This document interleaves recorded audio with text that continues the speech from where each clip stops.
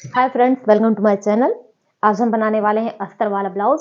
और इसका main base ये होगा कि कटिंग के बाद सिलाई करते वक्त आपके आगे और पीछे के पार्ट्स छोटे और बड़े हो जाते हैं। स्पेशली पीछे वाला पार्ट आगे वाले पार्ट से 1 इंच बड़ा हो जाता है।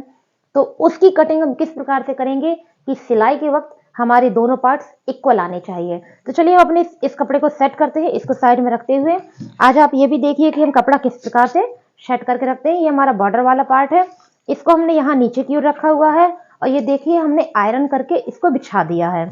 ये इस प्रकार से अपनी नाप के अकॉर्डिंग हमने इसको बिछा दिया है। बाकी का हिस्सा हमने बाजू के लिए बचा के रखा हुआ है। तो आप देख पा रहे हैं हमने कितना कपड़ा यहाँ पे सेट किया हुआ है। ये देखिए हमने 11 कपड़ा यहाँ पे 11 इंच के एवरेज में यहाँ सेट कर लिया है, ताकि हमारा कपड़ा किसी भी प्रकार की कटिंग में कम नहीं पड़े। तो चलिए सबसे पहले हम यहाँ पर बैक पार्ट का निशान लगाते हैं और यहाँ पे फ्रंट पार्ट का निशान लगाते हैं। ये देखिए हमने यहाँ मार्जिन की लाइन लगा दी है और 14 इंच का हमको बन के चाहिए है। तो ये मार्जिन छोड़ के हम यहाँ से 14.5 पे लंबाई का निशान रखेंगे। 14.5 पे हमने लंबाई का निशान रख के एक लाइन ड्रॉ कर देनी है इस प्रकार से। उसके बाद हम गले की चौड़ाई और शोल्डर की नाप दोनों यहाँ पे रखेंगे। तो गला हमको दोस्तों बनाना है 2.25 इंच का इनका। ये हमारा 34 साइज का ब्लाउज है। 2.25 पे हमने यहाँ गले की मार्किंग करी है। उसके बाद हमको यहाँ पर 3 इंच का शोल्डर रखना है और हम 3.2 यहाँ पे देखिए 2 पॉइंट हमने और बढ़ा दिया है। इतना करेंगे क्योंकि हमें ये 2.25 का बन के चाहिए है। तो 2.25 का हमारा किस हिसाब से बनेगा, यहाँ सिलाई पे चला जाएगा, यहाँ सिलाई पे चला जाएगा, इतना हमारा बचेगा। तो देखिए हमारा 2.25 ढाई 2.25 के हिसाब से हमारा शोल्डर बन के तैयार हो जाएगा। तो इस हिसाब से हमने ये देखिए हमारी मार्किंग कहाँ तक पहुंची है, 6 इंच की हमारी यहाँ पे, यानी कि 6 इंच की हमारी मार्किंग यहाँ पर पहुंच गई है। तो हमने यहाँ पे एक स्ट्रेट लाइन को ड्रॉ कर दिया है, आप देख पा रहे हैं क्लियरली। उसके बाद अपने गले की लंबाई और चौड़ाई दोनों का निशान लगा देंगे। तो देखिए गले की लंबाई हमारी है 11 इंच। 11 इंच पे हम हल्का सा तिरछा कर देंगे यहाँ पे इस प्रकार से। 1 इंच हमने और बढ़ा दिया और स्केल से हम ऐसे एक लाइन बना देंगे। तो इसी लाइन के अकॉर्डिंग हमको अपने गले का शेप देना है इस प्रकार से। तो यहां से हम एक सर्कल बना देंगे। तो ये हमारा गोल गला तैयार हो गया है, जैसा कि आप देख पा रहे हैं। उसके बाद अपने शोल्डर का नाप रखेंगे। तो ये हमारा देखिए गला ब्रॉड हो गया है। जब हमारे गले की लंबाई ज्यादा हो, गला डीप हो, तो यहाँ पे हमें अपने हिसाब से शोल्डर रखना होता है। तो यहाँ पे हम रखेंगे अपना शोल्डर 6.5 इंच का इनका। आगे वाला हम थोड़ा सा कम रखेंगे। क्यों रखेंगे, क्योंकि अक्सर क्या होता है आगे और पीछे का पार्ट छोटा बड़ा हो जाता है। ये वाला हिस्सा हमारा ज्यादा निकल आता है सिलाई करते वक्त। ये हमारे एक बच्चे की कंप्लेन आ रही थी, उसी हिसाब से हमने ये वीडियो बनाया है। तो देख पा रहे हैं हमने यहाँ 6.5 पे इनका आर्म होल रखा हुआ है और यहाँ पे हमने 1.25 इंच 1.5 इंच इस हिसाब से यहाँ पे गहराई रखी। तो हमने यहाँ देखिए, आप देख पा रहे हैं 1.5 इंच प्रॉपर 1.5 यहाँ पे रखा हुआ है। 1.5 इंच पे हमने एक मार्किंग करी है और 3 इंच पे यहाँ मार्किंग करी है और 3 इंच पे यहाँ मार्किंग करी है। अब आप सोच रहे होंगे 3-3-3 सामने क्यों बताते हैं, तो एक यहाँ पे क्लियर कर दें आपको। 34 इनका साइज है। देखिए 8.5 पे तो हमने ये निशान रखा हुआ है। तो हम जो ये लाइन रखेंगे, ये जो घुमाव होगा इस मार्किंग के हिसाब से होगा इस प्रकार से। जो हमारी फिटिंग होती है उसमें हमारा ये निशान टच होना चाहिए। तो ये देखिए, ये जब हम एक पॉइंट लूजिंग ले लेंगे यहाँ पर, तो जो हमने 3 लगाया था उसी 3 पे हमारा ये निशान चला गया है। आपको एक बार और हम नाप के दिखा सकते हैं। ये देखिए उसी 3 पे हमारा ये निशान चला गया है।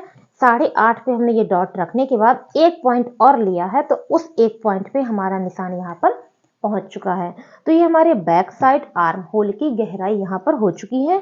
और ये जो फिटिंग की लाइन है इस पे हमने एक स्ट्रेट लाइन ड्रॉ कर देनी है। बाकी का कपड़ा हमारा मार्जिन का कपड़ा हो जाएगा। उसके बाद हम यहाँ पे शोल्डर डाउन करेंगे। तो हमने 1 सेंटीमीटर यहाँ पे शोल्डर को डाउन कर देना है इस प्रकार से। इससे क्या होता है दोस्तों कि हमारा गला उतरेगा नहीं। अब हमें अपने यहाँ पे टक्स का निशान लगाना है। तो यहाँ पे हमारी कमर की इनकी चौड़ाई है 28। तो 7 तो हमारी ये देखिए फिटिंग की नाप ही आती है, फिक्स नाप हमारी 7 आ रही है। उसके बाद जो ये कपड़ा हमारा बच रहा है, ये देखिए हमारा यहाँ पे कितना बच रहा है 2 इंच, और हमको टक चाहिए है 1 इंच की। यहाँ पर 2 का 4 बच रहा है हमारा, लेकिन हमें 1 इंच की टक चाहिए। तो हम यहाँ पे 8 पे निशान लगा देंगे इनकी फिटिंग का। तो इस प्रकार से हम यहाँ पे तिरछी लाइन खींच देंगे। तो ये जो ब्लू लाइन है ये हमारी फिटिंग की लाइन हो गई है। ये जो हमारा कपड़ा यहाँ पर बचा है वो यहाँ पर हमारा टक्स के काम आएगा। तो ये हमने पूरा कपड़ा रखने के बाद आधा, यानी कि हमने 4 पे यहाँ पे निशान लगा दिया है। इस 4 पे हमने अपनी टक्स का निशान लगाना है इस प्रकार से। ये देखिए क्लियर हो गया। तो ये चीज हमारी जो कपड़ा यहाँ ज्यादा है वो यहाँ खर्च हो जाएगा। देखिए हम आपको फोल्ड करके दिखाते हैं इस प्रकार से। जब हमारा ये कपड़ा यहाँ खर्च हो गया तो आप देख रहे हैं हमारी कमर की नाप 7 फिक्स आ चुकी है। तो ये हमारे बैक पार्ट के निशान हो चुके हैं। इसके बाद चलिए दोस्तों हम इस एरिया में फ्रंट पार्ट की कटिंग करते हैं। तो कपड़े को खिसकाते हुए अपने फ्रंट पार्ट का निशान लगाते हैं। तो सबसे पहले हम अपने फ्रंट पार्ट की यहाँ लंबाई नहीं रखेंगे, लंबाई अपने बेल्ट के हिसाब से हम लंबाई को बढ़ा देंगे बाद में। तो हम यहाँ पे सबसे पहला काम अपना काज बटन पट्टी का मार्जिन रखेंगे जो कि हमारा आधा इंच है, और स्केल से एक लाइन को हमें यहाँ पे खींच देना है इस प्रकार से। जो हमारे यहाँ पे कपड़ा बचा है उस पूरे कपड़े पे हमको निशान लगा देना है। लंबाई हम आपको बताएंगे कि किस प्रकार से निकालनी है। उसके बाद अपने गले का निशान रखेंगे। तो गला हमको बनाना है 2.25 इंच का, 2.25 2.5 पे जितने का आप बनाना चाहें बना सकते हैं। तो हमने 2.25 पे यहाँ पे निशान लगाया हुआ है, और 6 इंच की हमको गले की लंबाई चाहिए है। तो 6 पे हमने इस प्रकार से निशान लगा दिया है। अब आप देख रहे हैं कि तिरछा करके नापने पे ये 6.5 हो जाता है। तो आप सोचेंगे तिरछा नापने पे तो ये बड़ा हो गया। तो ये जो हमारा आधा इंच यहाँ सिलाई में कपड़ा चला जाएगा तो हमारा 6 ही आ जाएगा। ये देखें एक क्लियर नाप आ जाती है। तो इसको हम इस प्रकार से गोल कर देंगे। तो ये हमारा फ्रंट नेक हो गया है। इसके बाद जो जैसा कि हमने यहाँ पे शोल्डर अपना रखा हुआ था 3.25 इंच पे, तो 3.25 इंच पे हम यहाँ पे भी शोल्डर रख देंगे। तो आप देख पा रहे हैं कि तो फ्रंट पार्ट पे हमारी चौड़ाई हल्की सी बढ़ गई है। क्यों बढ़ गई है? क्योंकि हमने यहाँ पे काज बटन पट्टी का मार्जिन रख लिया है। अब हम अपने आर्म होल की कटिंग करेंगे।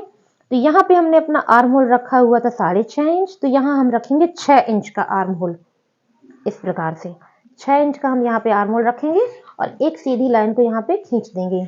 और यहाँ पे हमने 1.5 इंच की गहराई दी थी, तो यहाँ पर हम 1 इंच की गहराई देंगे। आप देख पा रहे हैं, आपको क्लियरली दिख रहा होगा, यहाँ पे हमने 1 इंच की गहराई दी है।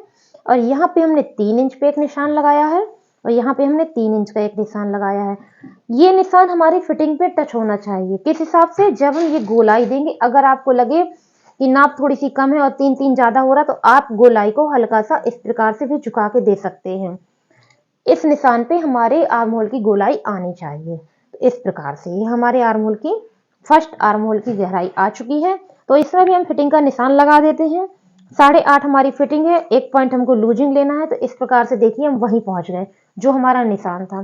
स्केल से हमने यहाँ पे सीधी लाइन खींचनी है। उसके बाद जो हमारा बचा हुआ कपड़ा है ये हमारा मार्जिन का कपड़ा कहलाएगा। अब चलिए दोस्तों अपनी बेल्ट का निशान लगाते हैं। बेल्ट हमको रखनी है इनकी 14 इंच पे। तो ये देखिए हमने 14 इंच पे यहाँ पे बेल्ट रखी हुई है इस प्रकार से। 14 इंच पे निशान लगा के हम यहाँ पे एक सीधी लाइन खींच देंगे। फिर हम आपको बताएंगे कि किस प्रकार से हमें पफ की गोलाई यहाँ पे क्लियर करनी है। यहाँ पे हमने 1.5 इंच माइनस कर दिया है, सिर्फ 1.5 इंच, ज्यादा माइनस नहीं किया है। और यहाँ पे हमने 4 इंच पे एक निशान लगाया है। 4 इंच पे निशान लगाया, 1.5 इंच ये। तो इस प्रकार से हमने इसको यहाँ पे क्रॉस लाइन खींच के जोड़ देना है। और यहाँ पे हमने आधा इंच पे एक निशान लगाना है और इसी लाइन को इस लाइन पे जोड़ देना है। तो हमारा ये जो इतना कपड़ा बचा है इसको आप कट करके अलग कर सकते हैं। और अगर अलग नहीं करना चाहते हैं तो इसको काटने का हम दूसरा तरीका भी आपको बताएंगे। तो चलिए अपनी प्लेट्स का यानी कि टक्स का निशान लगाते हैं। आज हम आपको एक छोटे से टिप्स में पूरी टक्स बताएंगे कि आपको किस प्रकार से इसमें काम करना है। तो ये देखिए हमारा 6 इंच का यहाँ पे कपड़ा बचा हुआ है। 6 का आधा होता है 3। इस प्रकार से इंची टेप रख के 3 पे यहाँ पे आप एक निशान लगाएं और 3 इंच की यहाँ पे एक टक का निशान लगा दें, जो कि आपकी 1 सेंटीमीटर के अंतर पे सिली जाएगी।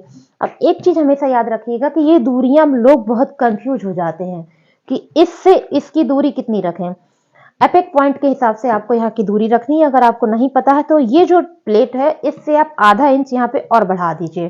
तो देखिए हमने 3.5 पे यहाँ पे एक निशान रखा है, ठीक है। 3.5 पे हमने जो निशान रखा है इसी से 1 इंच पे आपको और निशान रख देना है इस प्रकार से। तो इन दोनों के बीच में आपकी टक तैयार हो जाएगी। तो देखिए हम वहीं पे पहुंच गए हैं जहां हमारा ये निशान था पहले वाला। तो यहाँ पे 2, 2.25 जितने की आप रखना चाहें उस हिसाब से आप यहाँ पे प्लेट लगा दीजिएगा। तो ये निशान आपका कभी बिगड़ेगा नहीं। इस निशान से आधा इंच आप यहाँ पे थोड़ा सा ज्यादा रखेंगे तो आपकी सेकंड नंबर की प्लेट यानी कि टक्स बिल्कुल क्लियर आएगी। यहाँ पे आपने 1 इंच पे एक निशान रखना है और 5, सवा 5, 5.5 जितने की आपको आवश्यकता हो उस हिसाब से यहाँ पे आप प्लेट लगा दीजिएगा। तो हमने यहाँ पे 5 पे एक निशान लगाया है जो कि हम 1 सेंटीमीटर के अंतर पे इसकी सिलाई करेंगे। अब आते हैं हम यहाँ पे कि यहाँ पे हम किस जगह पे टक्स लगाएंगे। तो ये जो हमारा पॉइंट है, इस पॉइंट को हमें इस तरह पे झुकाना है। अगर आप नहीं अंदाजा कर पा रहे हैं तो आप इस प्रकार से निशान लगा के अपने टक तक पहुंच सकते हैं। देखिए इस प्रकार से। तो यहाँ पे हमने 3 इंच की एक टक्स लगानी है और उसका झुकाव जो हमारी सेकंड नंबर की प्लेट है उसकी तरफ रख देना है। ये हमारी सेकंड नंबर की प्लेट है।